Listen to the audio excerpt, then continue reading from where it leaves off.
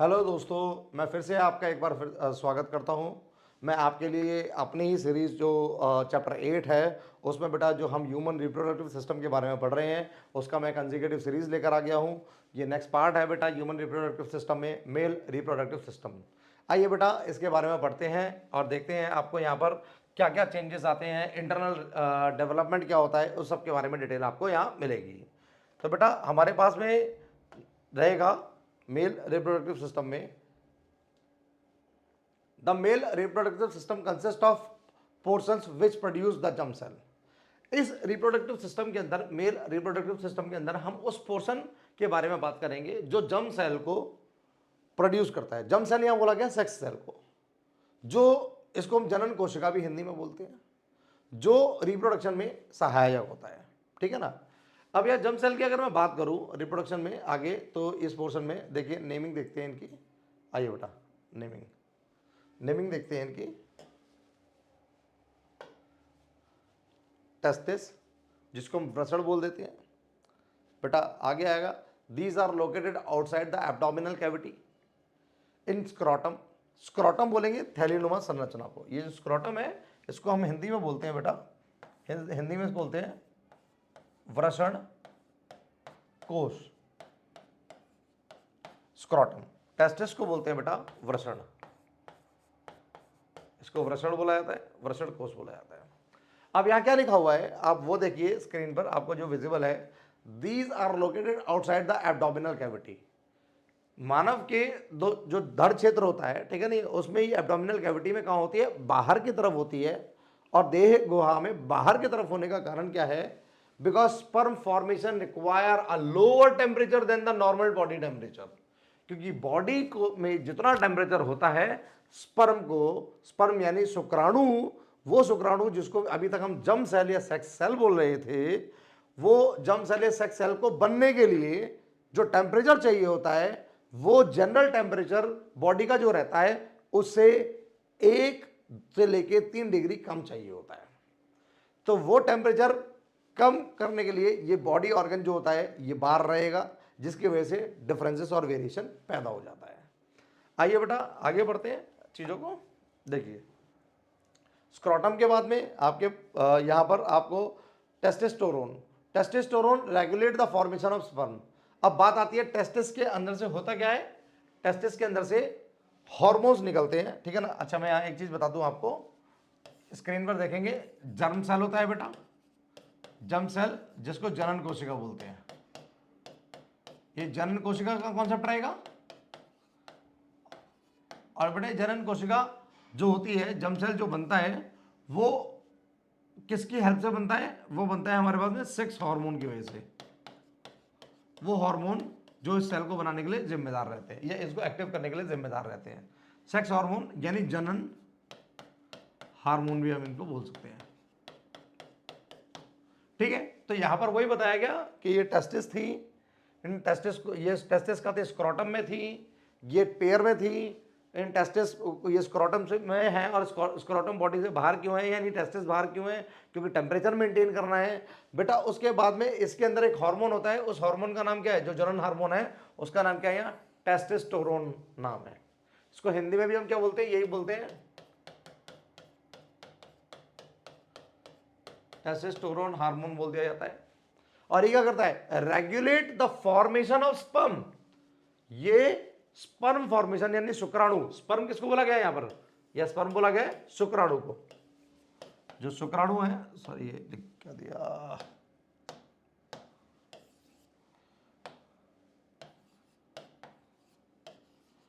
शुक्राणु जो है, शुक्राणुओं के फॉर्मेशन में क्या करता है, रेगुलेशन यानी हेल्प करता है, मदद करता है पूरा। Brings about changes in appearance seen in the body at the time of puberty. यानी वयस्कता जब आती है, जब बॉडी के अंदर जो बदलाव आते हैं, जो सेक्सुअल मेच्योरिटी के टाइम पर बदलाव आते हैं, उन बदलाव के लिए जिम्मेदार कौन होता है, टेस्टोस्टेरोन। कहां पर मौजूद है, टेस्टिस में। टेस्टिस कहां पर है, एक थैलीनुमा संरचना में, उसका नाम क्या है, स्क्रोटम। स्क्रोटम कहां पर है, एब्डोमिनल कैविटी से बाहर। क्यों है एब्डोमिनल कैविटी से बाहर, टेम्परेचर मेंटेन करेगा स्पर्म फॉर्मेशन के लिए। मेंटेन का मतलब बदलाव चाहिए, कम चाहिए, कितना, बॉडी से कम चाहिए, बॉडी से बाहर होगा तो कम हो जाएगा। ठीक है ना। आगे आते हैं, बॉडी के अंदर बेटा चीजें और भी हैं, आइए देखिए नेक्स्ट।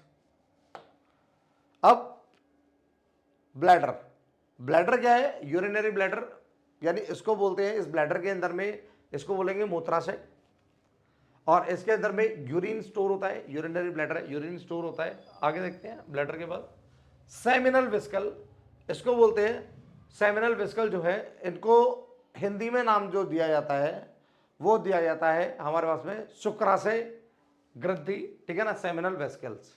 आगे आते हैं, आगे देखिए बेटा, the sperms formed are delivered through the vas deferens which unites with the tube coming from the urinary bladder. अब बोला हुआ है यहां पर कि स्पर्म जो है वो बनता यहां पर है, यहां बनने के बाद टेस्टिस ने बनाया था, टेस्टिस के अंदर में हार्मोन कौन सा था, टेस्टोस्टेरोन हार्मोन था, इसने बनाया बेटा, यहां बना, और यहां से बनने के बाद इस पाइप के द्वारा, और यहां पहले क्या हुआ, वास डेफरेंस से पहले क्या हुआ, यहां पर क्या हुआ, यहां आपको एक चीज, एक जगह मैं हाईलाइट करूं, ये जो जगह है इस जगह को बोलते हैं बेटा एब्डिडिमिस, और एब्डिडिमिस में क्या हुआ, स्पर्म बन के स्टोर हुआ, टेस्टिस ने बनाया, एब्डिडिमिस में स्टोर हुआ, स्टोर होने के बाद जरूरत पड़ने पर इस पाइप लाइक स्ट्रक्चर से बाहर गया, इस पाइप लाइक स्ट्रक्चर से जब वो बाहर गया तो इस पाइप लाइक स्ट्रक्चर को हम क्या बोलते हैं, क्या बोल देते हैं, वास डेफरेंस और स्पर्म डक्ट, इसको क्या बोल देते हैं, स्पर्म डक्ट भी बोल देते हैं, यानी इसको क्या बोल, और हिंदी में नाम होगा इसका शुक्रवाहिनी, शुक्रवाहिनी उसका हिंदी का नाम है, ठीक है ना, हिंदी में नाम हो गया शुक्रवाहिनी। ये पाइपिंग जो आ रही है एब्डिडिमिस में स्टोर हुआ, वास डेफरेंस या स्पर्म डक्ट उसको लेकर गया, स्क्रोटम को आपको पता है कि वृषण बोल दिया जाता है, टेस्टिस को वृषण बोला, और इसको स्क्रोटम को वृषण कोश बोला, ठीक है बेटा। आगे देखते हैं, आगे क्या रहेगा, यूरेथ्रा, यूरेथ्रा बेटा ये मुझे यहां से वृषण को हटाना पड़ेगा,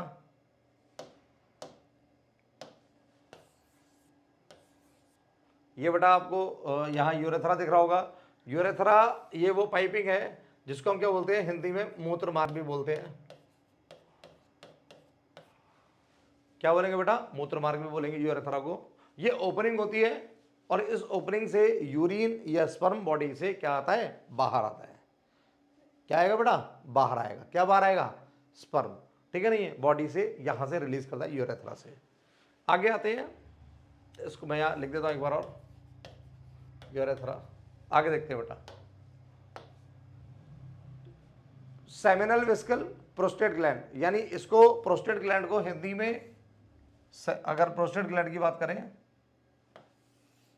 तो प्रोस्टेट ग्लैंड को इसको हटा बेटा, यहां से हटा दो, क्या नाम ये,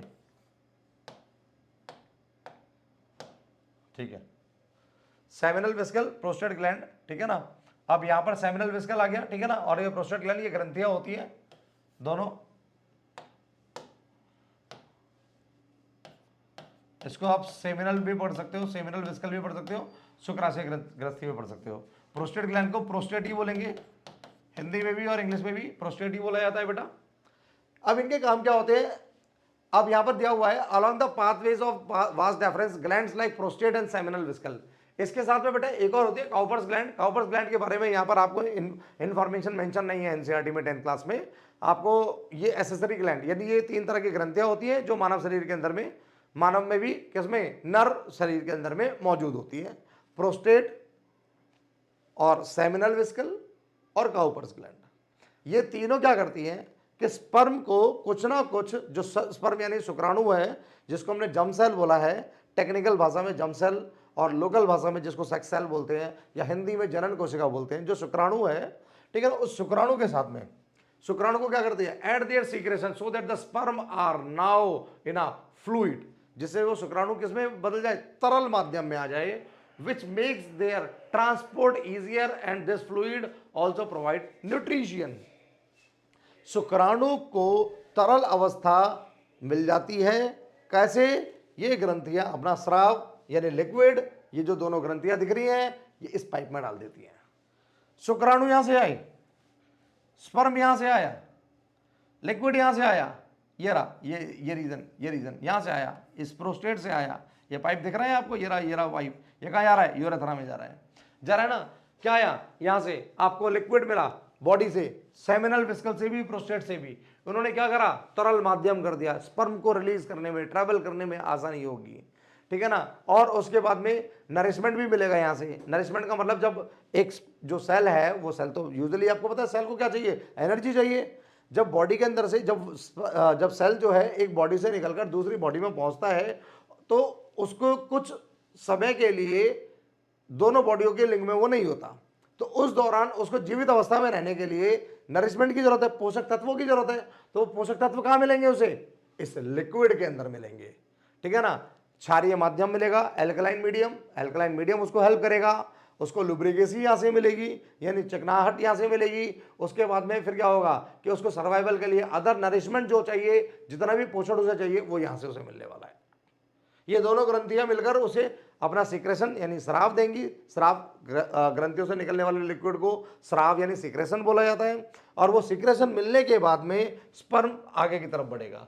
अब आगे आइए और चीजें देखते हैं, और चीजों को नोटिस करते हैं बेटा। पेनिस ये कॉपुलेटरी ऑर्गन हो गया।